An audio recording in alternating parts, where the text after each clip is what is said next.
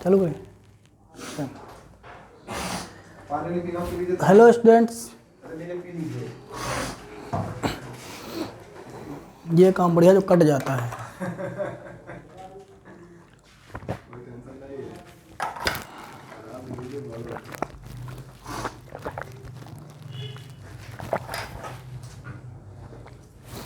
Phone तो चलिए ठीक उधर रखा है। हेलो फ्रेंड्स, कैसे हैं आप? आपकी सेकंड विविध क्लास में आपका स्वागत है। इससे पहले हमने आपको संसद के बारे में, राष्ट्रीय महिला आयोग के बारे में बताया था।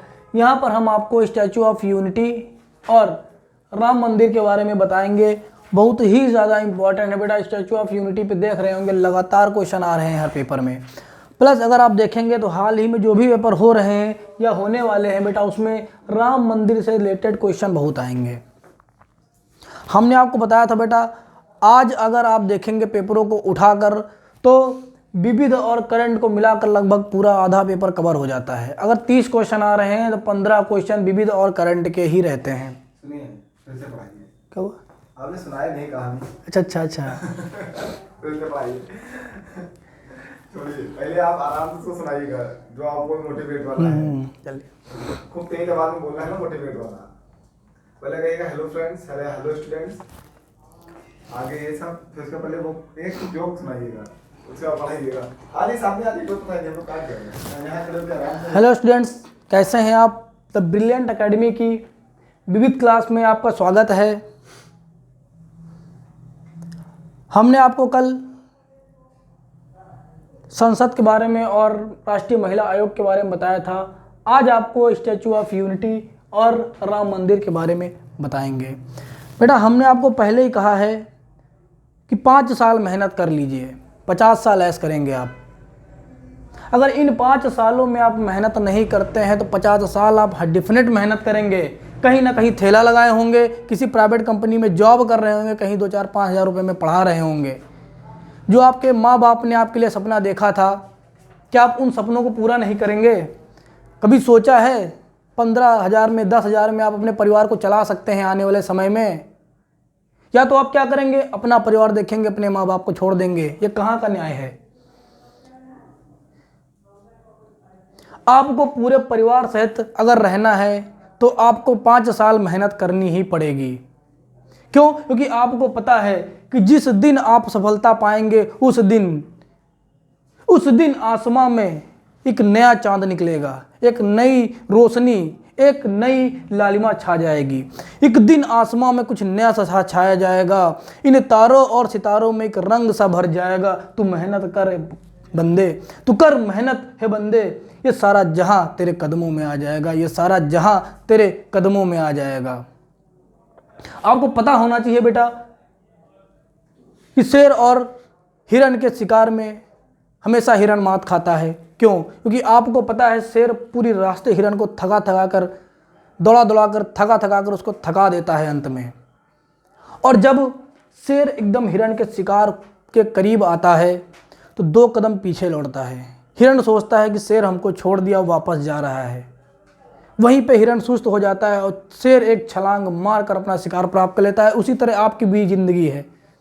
पूरी ज़िंदगी आप मेहनत करेंगे, लेकिन जब आपके पास आपकी मंजिल, आपकी सक्सेस आने वाली होगी, आपके जीवन में हज़ारों मुसीबतें आ जाएंगे। कभी आपका परिवार साथ नहीं देगा, कभी आपका स्वास्थ्य साथ नहीं देगा, कभी आपके अपने साथ नहीं देंगे, कभी आपके पैसे साथ नहीं देंगे। लेकिन वो घड़ी ऐसी होगी जब आप अपने मंजिल के एकदम करीब होंगे। लेकिन आपको यहाँ पे हिरण नहीं बनना है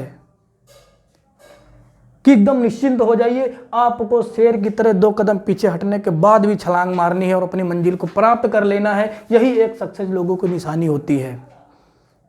अगर जिंदगी हमें पीछे खींचती है तो इसका मतलब होता है वो हमें बहुत दूर ले जाना चाहती है।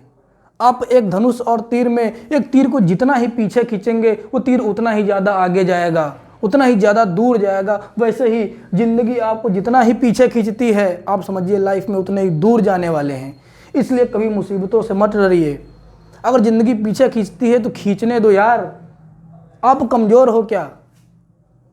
जो डीएम बनते हैं, प्रधानमंत्री बनते हैं, राष्ट्रपति बनते हैं, क्या वो इंसान नहीं होते हैं? उनके अंदर भी खून बहता है जो आपके अंदर खून बहता है। वो भी इंसान है, आप भी इंसान हैं। तो जब वो डीएम बन सकते हैं तो आप क्यों नहीं बन सकते हैं? कोई जन्म से अमीर गरीब हो सकता है बेटा, लेकिन पूरी लाइफ वो अमीर ही रहेगा या पूरी लाइफ वो गरीब ही रहेगा, ये उस पर डिपेंड करता है।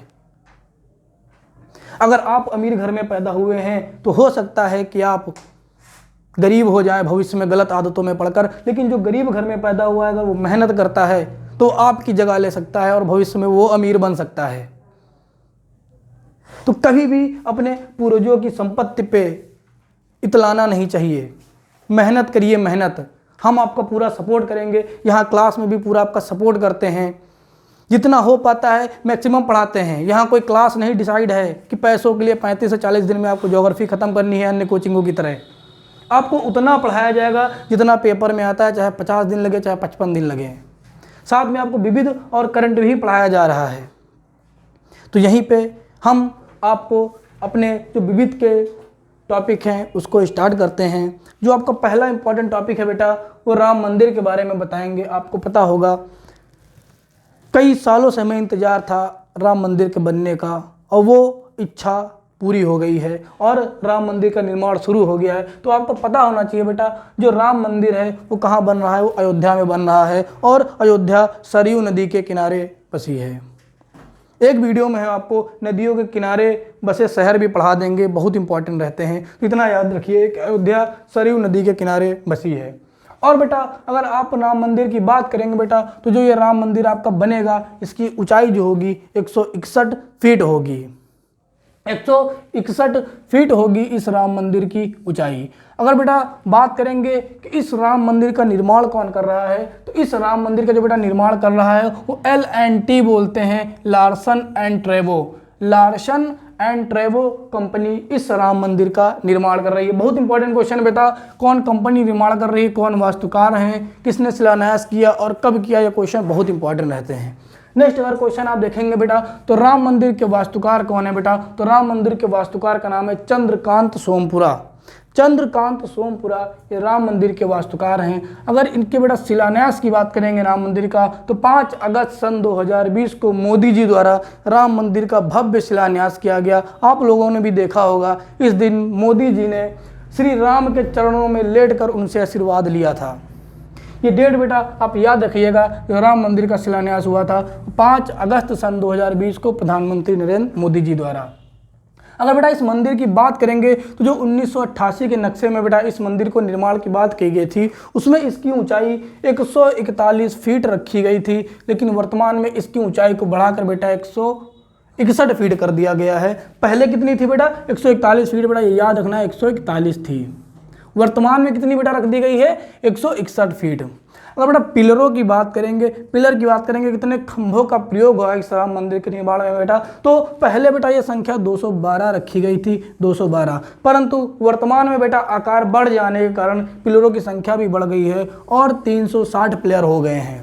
ठीक है। इसके बाद बेटा अगर देखेंगे कितने मंजिल का होगा आपका राम मंदिर, तो जो वर्तमान में राम मंदिर बन रहा है बेटा ये 3 मंजिल का होगा, और पहले इसकी ऊंचाई बेटा 2 मंजिल निर्धारित की गई थी, 2 मंजिल, लेकिन वर्तमान में इस मंदिर की ऊंचाई 3 मंजिल होगी।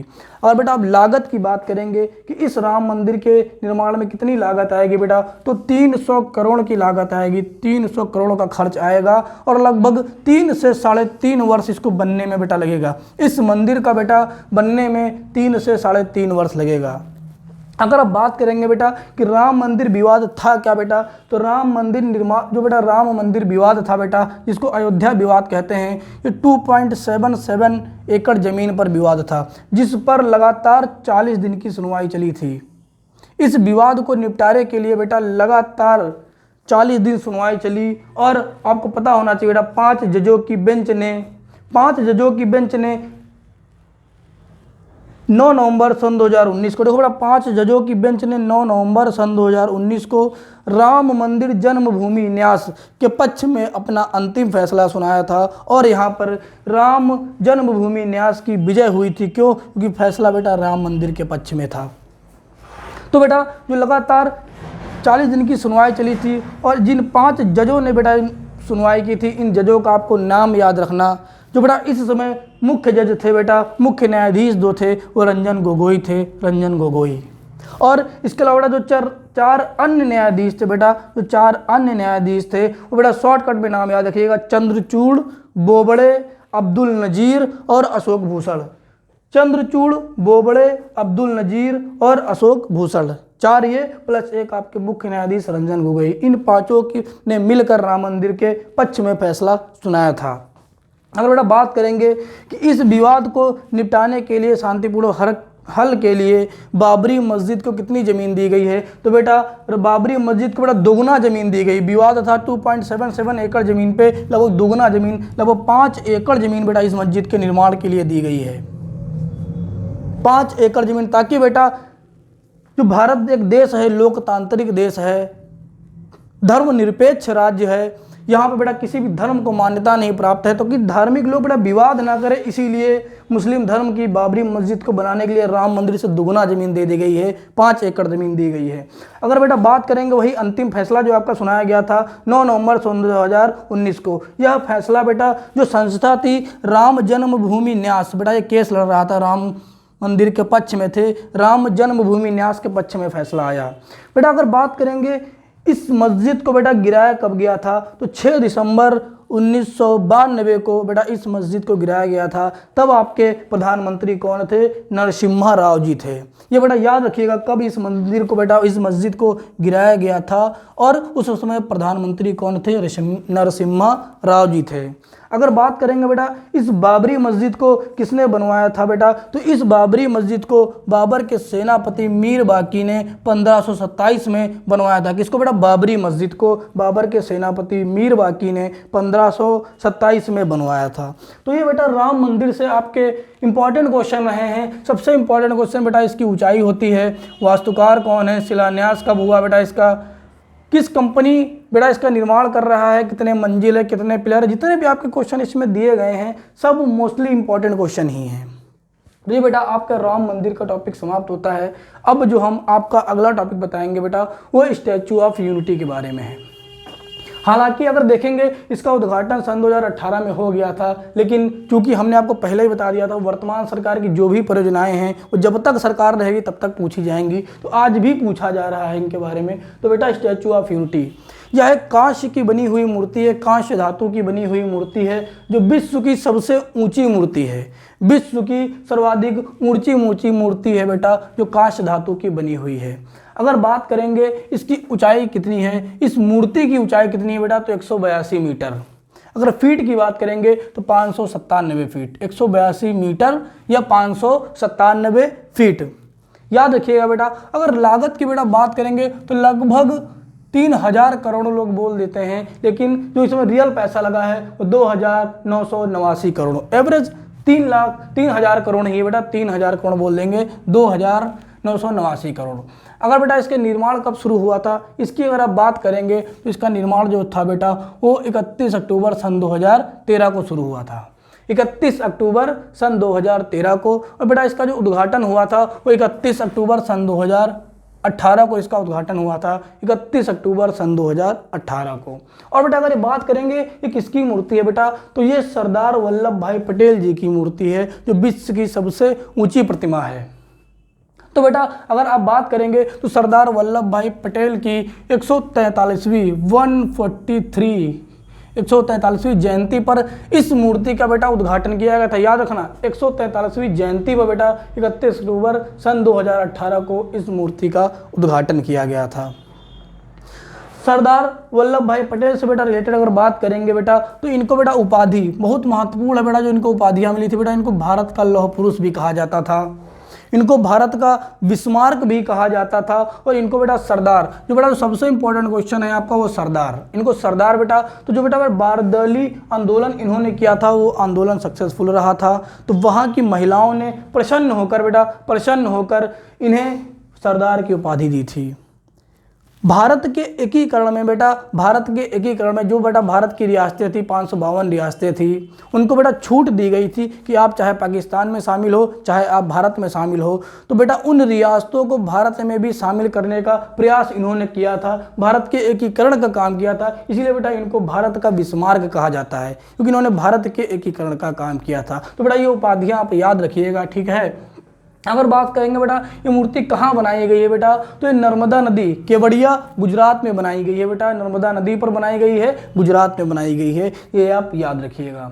ये तो बेटा बता ही दिए कि विश्व की सबसे ऊंची मूर्ति है। बेटा अगर बात करेंगे कि इस मूर्ति की परिकल्पना किसने की थी बेटा, डिजाइन किसने बनाया था बेटा, तो राम सुतार जी ने।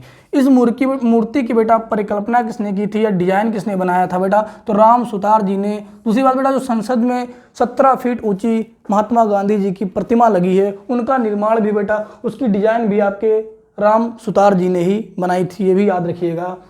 अगर बेटा इसकी आधार सहित ऊंचाई की बात करेंगे, ये तो बेटा सिर्फ मूर्ति की ऊंचाई है 182 मीटर, लेकिन अगर इसके आधार सहित अगर इस मूर्ति की बात करेंगे बेटा, तो ये आपकी 240 मीटर है, 240 मीटर है, 790 फीट जिसको कहते हैं। दोनों क्वेश्चन बेटा याद रखिएगा, अगर आधार सहित पूछेगा तो 240 मीटर और सिर्फ मूर्ति की ऊंचाई पूछेगा तो 182 मीटर। नेक्स्ट क्वेश्चन बेटा देखेंगे, इस मूर्ति के वास्तुकार कौन थे, इस मूर्ति के वास्तुकार। तो बेटा इस मूर्ति के जो वास्तुकार थे वो जोसेफ मेना थे। बहुत इंपॉर्टेंट क्वेश्चन है बेटा, वास्तुकार कौन थे इसके, जोसेफ मेना। कौन सी कंपनी इस मूर्ति का बेटा निर्माण की है, तो बेटा कंपनी का नाम है लार्सन एंड ट्रेबो, LNT, लार्सन एंड ट्रेबो। लार्सन एंड ट्रेबो बेटा जिस कंपनी ने राम मंदिर का निर्माण किया है, कर रही है, लार्सन एंड ट्रेबो, इसी कंपनी ने आपके स्टैचू ऑफ यूनिटी का निर्माण किया था, लार्सन एंड ट्रेबो, जिसको LNT बोलते हैं शॉर्टकट में। इसी नाम से बेटा क्वेश्चन आया था आपके पेपर में, LNT। ठीक बेटा, अगर आप बात करेंगे बेटा जो सरदार सरोवर बांध है बेटा गुजरात में, दो सरदार सरोवर बांध से 3.2 किलोमीटर दूर बेटा साधु बेट टापू पर, साधु बेट टापू पर नर्मदा नदी पर यह मूर्ति बनाई गई। बेटा टापू का नाम याद रखना, साधु बेट टापू पर नर्मदा नदी पर यह मूर्ति बनाई गई है। बहुत इंपॉर्टेंट है बेटा ये टापू, ये आप टापू याद रखिएगा, साधु बेट टापू पर। फिर अगर बेटा इस मूर्ति के वजन की बात करेंगे तो 1700 टन वजन है। इस मूर्ति का जो वजन है बेटा वो 1700 टन वजन है। और बेटा ये मूर्ति इस तरह से डिजाइन की गई है कि 180 किलोमीटर प्रति घंटे की गति से जो हवाएं चल रही हैं उनको भी झेल सकती है, और लगभग 6.5 तीव्रता का भूकंप आता है तो उस भूकंप को भी यह मूर्ति झेल सकती है, इसको कोई नुकसान नहीं होगा। अगर बेटा बात करेंगे तो बेटा ये मूर्ति इतनी बड़ी है कि 12 किलोमीटर दूरी से ही ये मूर्ति हमें दिखाई देने लगती है, 12 किलोमीटर दूर से ही। अगर बेटा सरदार वल्लभ भाई पटेल की बात करोगे बेटा तो ये भारत के प्रथम उप प्रधानमंत्री थे और आपके गृह मंत्री भी रहे थे बेटा। तो प्रथम उप प्रधानमंत्री और गृह मंत्री बेटा सरदार वल्लभ भाई पटेल जी थे। इनको बेटा 1991 में भारत रत्न दिया गया था। ये भी आपके लिए बहुत इंपॉर्टेंट क्वेश्चन है, भारत रत्न कब दिया था, 1991 में। अगर बात करोगे बेटा तो कांग्रेस का जो कराची अधिवेशन हुआ था 1931 में, उसके ये अध्यक्ष भी रहे थे सरदार वल्लभ भाई पटेल जी। कांग्रेस के कराची अधिवेशन के जो 1931 में हुआ था उसके ये अध्यक्ष भी रहे थे। इसका बेटा अगर देखोगे सरदार वल्लभ भाई पटेल अंतर्राष्ट्रीय हवाई अड्डा जो है, सरदार वल्लभ भाई पटेल अंतर्राष्ट्रीय हवाई अड्डा जो है बेटा आपका वो अहमदाबाद गुजरात में बनाया गया है। ये भी आप याद रखिएगा। ठीक बेटा, इस प्रतिमा के बनने से पहले जो बेटा सबसे ऊंची मूर्ति हुआ करती थी विश्व की, वो बेटा स्प्रिंग टेम्पल ऑफ बुद्धा की मूर्ति थी जो 153 मीटर थी, ये चीन में स्थित थी। लेकिन बेटा इस कंपनी के निर्माण के बाद ये बेटा दूसरी सबसे ऊंची मूर्ति हो गई है स्प्रिंग टेम्पल ऑफ बुद्धा। कितनी बेटा ऊंचाई कितनी है, 153 मीटर, कहाँ है, चीन में। अगर आधार सहित बेटा इस मूर्ति की ऊंचाई पूछेगा स्प्रिंग टेम्पल ऑफ बुद्धा तो बेटा 208 मीटर है आधार सहित ऊंचाई इसकी। फिर बेटा आपका लास्ट क्वेश्चन है बेटा सरदार वल्लभ भाई पटेल की याद में बेटा हर वर्ष राष्ट्रीय एकता दिवस मनाया जाता है। जो इनका जन्म था बेटा 31 अक्टूबर 1875 को हुआ था, तो इसीलिए इनकी याद में हर वर्ष बेटा इसी डेट को राष्ट्रीय एकता दिवस मनाया जाता है सरदार वल्लभ भाई पटेल की याद में। तो ये बेटा इतने क्वेश्चन आपके बेटा इंपॉर्टेंट तैयार हो गए आपके स्टैचू ऑफ यूनिटी के बारे में और आपका राम मंदिर के बारे में। इतने क्वेश्चन बेटा आप याद रखिएगा। धन्यवाद।